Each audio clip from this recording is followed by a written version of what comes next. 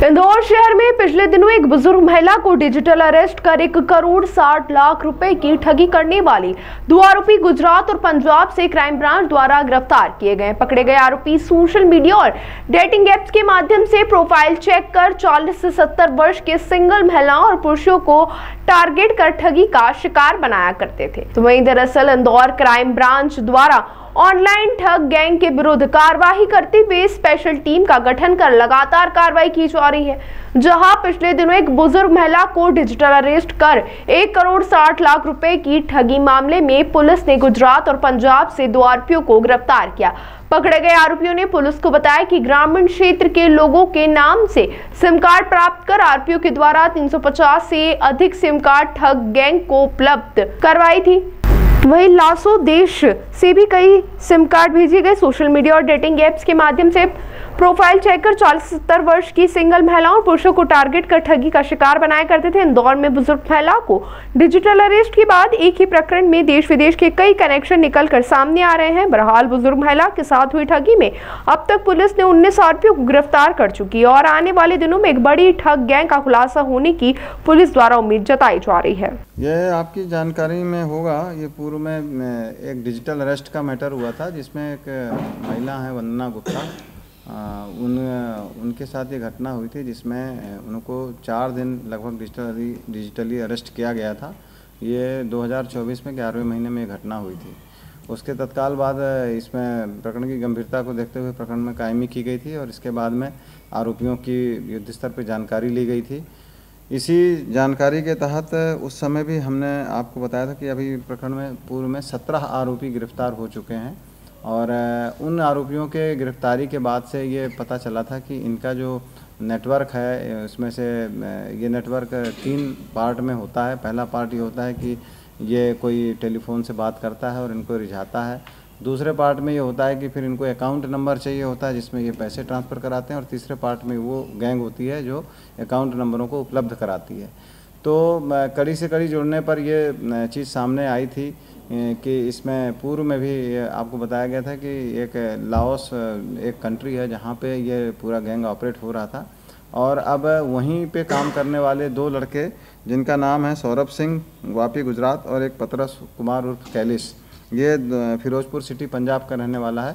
ये दोनों वहीं काम कर रहे थे और उनको अभी पुलिस द्वारा इनको वहाँ से इनको यहाँ पे जहाँ इनका निवास स्थान है वहाँ से इनको उठाया गया है। पहले फिरोजपुर पंजाब से ये पतरस कुमार को उठाया गया, उसके बाद में फिर इसके निशानदेही पर सौरभ सिंह को वापी गुजरात से उठाया गया है।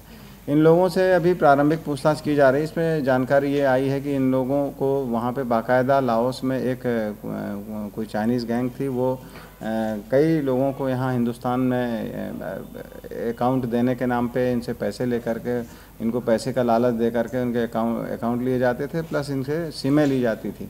ये दोनों जो आरोपी हैं इन लोगों ने बाकायदा ये वहाँ लाओस में जा कर के और 1.5-2 महीने लगातार इन्होंने ट्रेनिंग करी है कि किस तरीके से इनको मुख्य रूप से टास्क ये दिया गया था कि आप इसमें 45 साल से 60 साल के युवाओं को ढूंढिए और ऐसे लोगों को चिन्हित करिए। ये इसके लिए फेसबुक को इन्होंने माध्यम बनाया था और उस फेसबुक के माध्यम से ये उनको चिन्हित करते थे जो परित्यक्ता महिला हैं या जो थोड़े अलग थलग रहते हैं, उनको ढूंढने का इनको टास्क दिया गया था।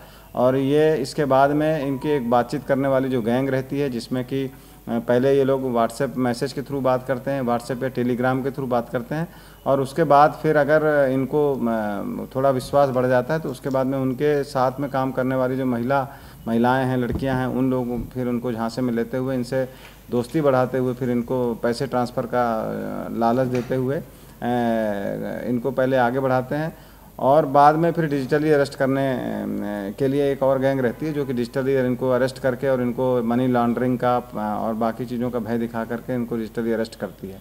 तो इस तरीके से डेटा कलेक्शन करते हुए और फिर इनके पूरी जानकारी लेने के बाद इनको फ़ोन के द्वारा इनको डिजिटली अरेस्ट किया जाता है। इनसे अभी प्रारंभिक पूछताछ में ये भी पता चला है कि इन्होंने ये जो दोनों आरोपी हैं इन लोगों ने करीब 350 सिमें यहाँ से ले जा कर के उनको दी है गैंग को और लेकिन उसमें से चूँकि 120 सिम ही इसमें ऑपरेट हुई तो हर सिम के इनको $20 पर सिम इनको मिल रहा था और उसके कमीशन के लालच में ये लोगों ने उनको सिमें उपलब्ध कराई।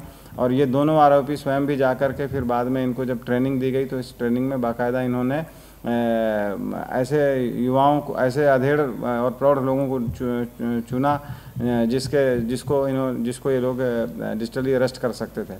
तो इस तरह से ये काम इनके द्वारा किया जा रहा था। इस पूरे प्रकरण में अभी और भी लोग इन्वॉल्व हैं, जिन लोगों ने इनको दोनों को बुला करके और वहाँ पर लाओस ले गए, वो भी अभी उस संबंध में इनसे जानकारी अभी ली जा रही है। और अभी इनके साथ और कौन कौन इस तरह के डिजिटली अरेस्ट मैटर पे शामिल हैं, इन संबंध में भी जानकारी ली जा रही है। वो चाइनीज़ लोग कौन कौन थे उनके बारे में भी जानकारी ली जा रही है।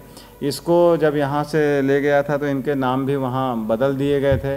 इसको जो एक ये अपना सौरभ सिंह है, इसको लीजो नाम रखा गया था, इसका लूसी नाम से इसको रखा गया था। इनके सबके नाम बदल दिए गए थे और इवन जो चाइनीज़ लोग थे उनके भी बदले हुए नाम ही थे। इसलिए थोड़ा सा इसमें तकनीकी रूप से प्रॉब्लम है, लेकिन हम प्रयास कर रहे हैं कि टेक्निकली इसमें पूछताछ करके उन मुख्य आरोपियों तक पहुँचें। और ये मुख्य आरोपी के पकड़े जाने के पूर्व की एक महत्वपूर्ण कड़ी है, जिसको अभी हम लोगों ने अरेस्ट किया। सर, ये दोनों आरोपियों को कहाँ से गिरफ्तार किया? ये एक आरोपी इसमें पतरस कुमार और कैलिस है, इसको फिरोजपुर सिटी पंजाब से अरेस्ट किया है। और दूसरा सौरभ सिंह वापी गुजरात से अरेस्ट किया है। इन दोनों के अरेस्टिंग में हमारे TI क्राइम जितेंद्र सिंह की महत्वपूर्ण भूमिका थी। और इन्होंने हिकमत अमली से जाकर के दोनों को टेक्निकली डेवलप करने के बाद, इनके सारे के मोबाइल नंबर बंद हो गए थे, लेकिन इसको पुनः एक बार इनको टेक्निकली इनका डिटेल निकालने के बाद इनको अरेस्ट किया गया। ताज़ा खबरों के लिए सब्सक्राइब करें JSR टाइम्स और साथ ही नोटिफिकेशन पाने के लिए बेल आइकन को दबाएं।